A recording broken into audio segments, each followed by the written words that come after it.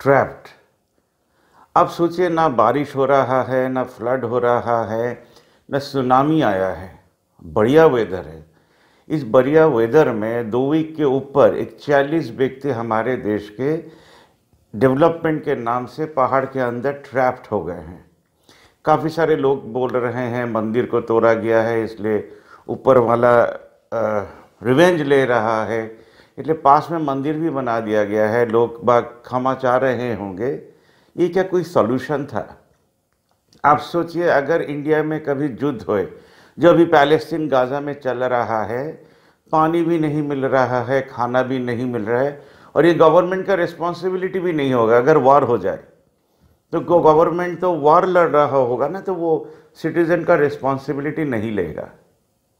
तो अभी जब आबो हवा दफ्तर ठीक है, ना बारिश हो रहा है, ना कोई कैलामिटी है, ना अर्थक्वेक आया है, 41 आदमी को निकालने में 14 दिन के ऊपर लग गया है। तो सोचिए अगर वॉर हो जाए तो क्या होगा। वॉर होने का मतलब क्या है? 2 देश ठीक करेगा ऊपर वाले फ़ोन करके, चलो कल से हम लोग युद्ध शुरू कर देते हैं, 72 साल से तो चल ही रहा है। तो इलेक्शन भी नहीं होगा, काफ़ी सारे चीज़ बंद हो जाएंगे, और आप ये सोचते रह जाएंगे कि हम लोग हिंदू मुस्लिम कर रहे थे। लॉकडाउन से ये काम चल रहा था। गवर्नमेंट का कोई रिस्पॉन्सिबिलिटी अगर है, वो था सिटीजन लोग को यूनाइट करना। क्योंकि गांधी जी जो बात बोल कर गए, भगत सिंह जो बात बोल कर गए, इतने सारे शहीद हुए, तो वो लोग क्या चाहते थे? चंद्रशेखर आज़ाद क्या ये चाहते थे कि हमारे देश के लोग हिंदू मुस्लिम करते रहे और एक दोनों के काम भी ना आए?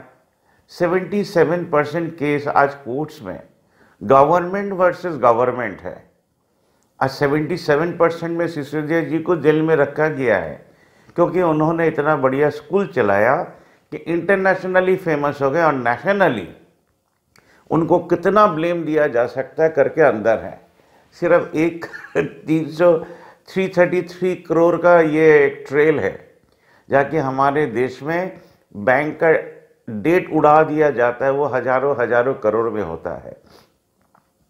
पार्टी के नाम से जो फंड लिया गया है उसको पॉलिटिकल बॉन्ड कहते हैं, और हमारे देश में ही आज prime minister of India belonging to BJP party has declared nobody has to declare जो पैसा कहाँ से आया। तो हमारे देश में कोई क्या बोलता है वो गलत काम हो ही नहीं सकता है, क्योंकि हमारे ही देश में हमारे देश के प्राइम मिनिस्टर बीजेपी ईडी के माध्यम से जो केस करे सभी गलत है, क्योंकि पीएम केयर फंड का डिक्लेरेशन आज तक दिया ही नहीं उन्होंने। कहा ये गवर्नमेंट फंड नहीं है। इसका मतलब कोई भी प्राइवेट फंड को, कोई भी प्राइवेट फर्म इंडिया में किसी को डिक्लेयर ही नहीं करना पड़ेगा कि हमारा सोर्स ऑफ इनकम क्या है।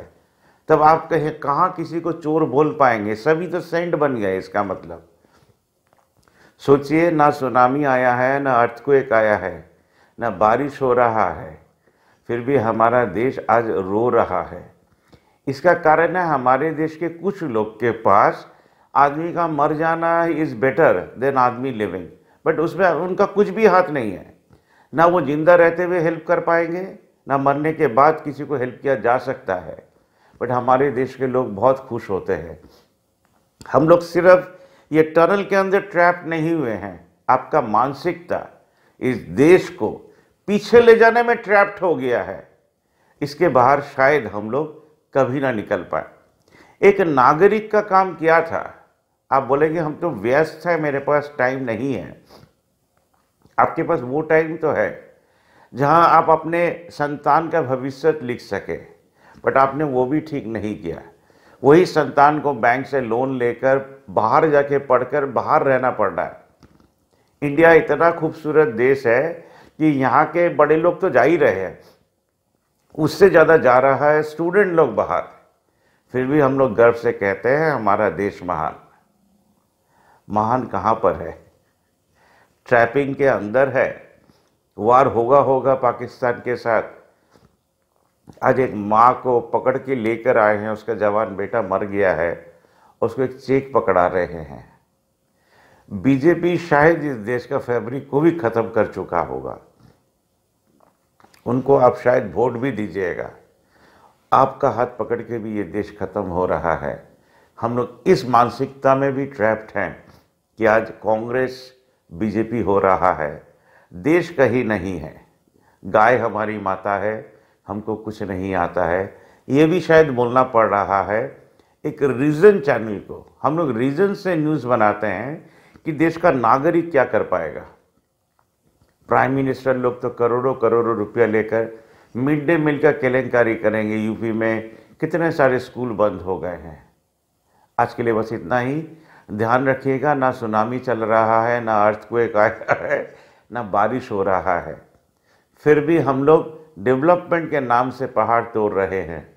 कल यही पहाड़ हमारे देश को तोड़ेगा। आज के लिए बस इतना ही। বিগত 20 বছর ধরে আপনাদের অতি পরিচিত সারদা শিক্ষণ মন্দির আপনার সন্তানের উজ্জ্বল ভবিষ্যতের কথা মাথায় রেখে সুস্থ সংস্কৃতি, পরিমণ্ডলে নৈতিক শিক্ষার সঙ্গে উচ্চমানের পুঁথিগত শিক্ষার এক অন্যতম আবাসিক মিশন বিদ্যালয় সারদা মিশন শিক্ষণ মন্দির, মশাগ্রাম, পূর্ব বর্ধমান। প্রথম শ্রেণী থেকে দ্বাদশ শ্রেণী ছাত্রদের আগ্রহী অভিভাবকগণ ভর্তির জন্য সারদা মিশনে যোগাযোগ করুন। আগামী শিক্ষাবর্ষের ভর্তি চলিতেছে। যোগাযোগ 9732050248 এই নাম্বারে। ধন্যবাদ। কে আছিস ভালোবাসিস আমাকে বাউল বানিয়ে দে, হাটে মাঠে ঘাটে গাইবো এমন, হাটে মাঠে ঘাটে গাইবো এমন